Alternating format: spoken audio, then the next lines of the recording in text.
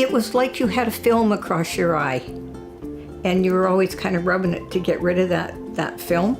So then when I came in and went to Dr. Anderson, my optometrist sent me over, and that's when they told me it was cataracts. I was playing capture the flag, and the grass was really slippery. I slipped and I fell on my arm and it broke. It was not a pleasant sight. I watch too much TV, eat too many snacks, that sort of thing, so I thought I'd go out and buy myself a bicycle. The first run I take on the bicycle, I started experiencing some chest pains. I went to the doctor and explained everything that I'd experienced, and the doctor said, "You're going to emergency right now." I needed to be referred to a heart specialist and go to the heart clinic. They hooked me up and they put me on the treadmill, and I did my little tests, and then he said, "You're going upstairs, you're not going home."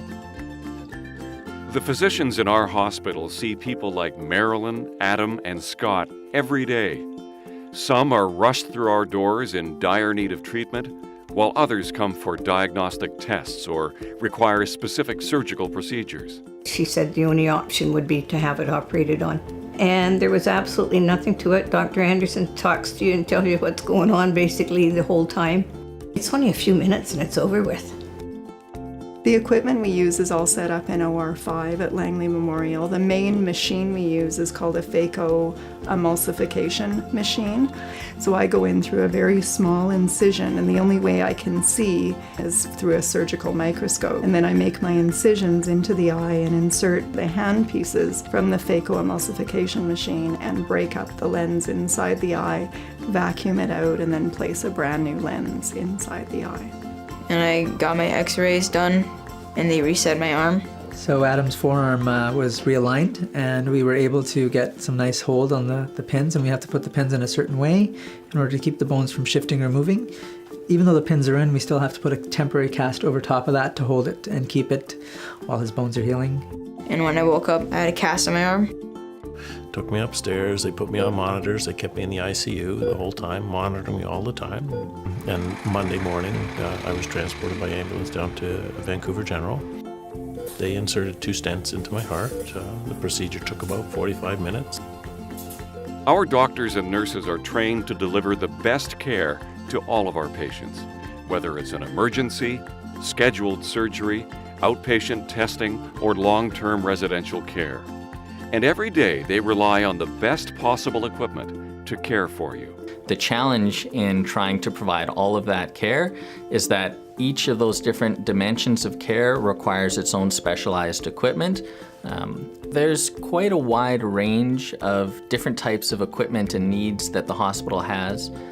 They range from simple, smaller things such as blood pressure cuffs and vital sign machines to things that are more complicated and more advanced, such as laser equipment for cataract surgery, endoscopes for minimally invasive gynecologic surgery, or colonoscopes for diagnostic outpatient procedures.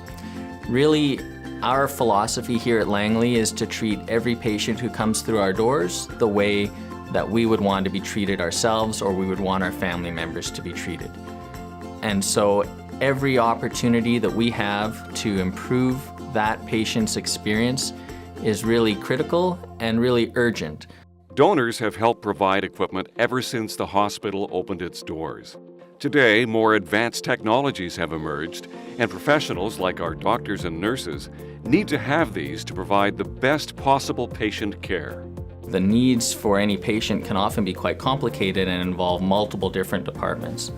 So we definitely require lots of updated equipment to keep pace with advancing technology and to replace things that just naturally age over time. It's so absolutely important that we have state-of-the-art technology and equipment so that I can offer absolute best and excellent care to every patient that I operate on. The trend in medicine is we find patients do best when they're at home. Patients do better if we can minimize the trauma to them. And that requires equipment, that requires technology, and that requires a lot of instrumentation that we need to use in order to do the least amount of trauma to our patients and allow them to be able to go home the same day after some pretty complex, amazing surgeries.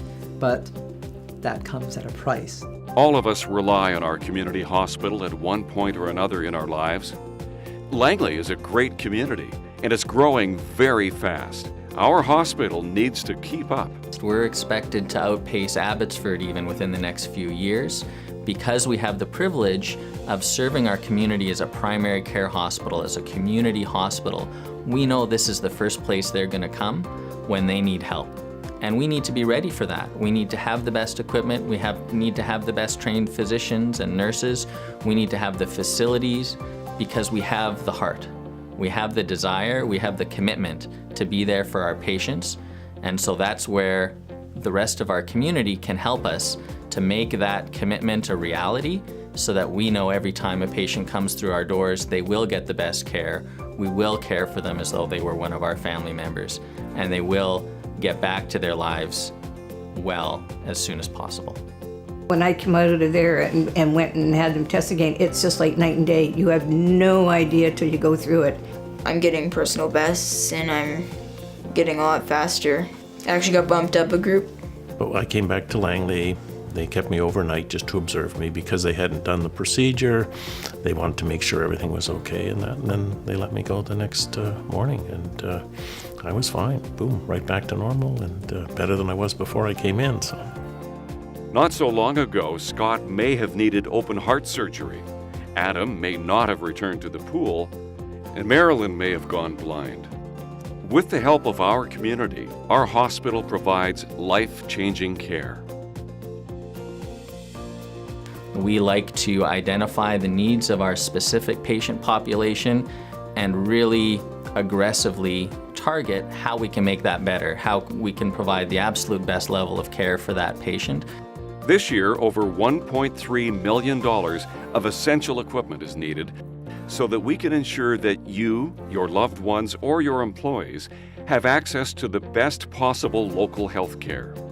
Langley is a hospital and a community with heart, but we need your help to turn that heart into the reality of best possible patient care. Your donation can help us obtain that equipment. So we can continue to provide excellent care for the patients in this fabulous community. Your Langley Hospital needs your support today. Please do what you can. Thank you so much for your support.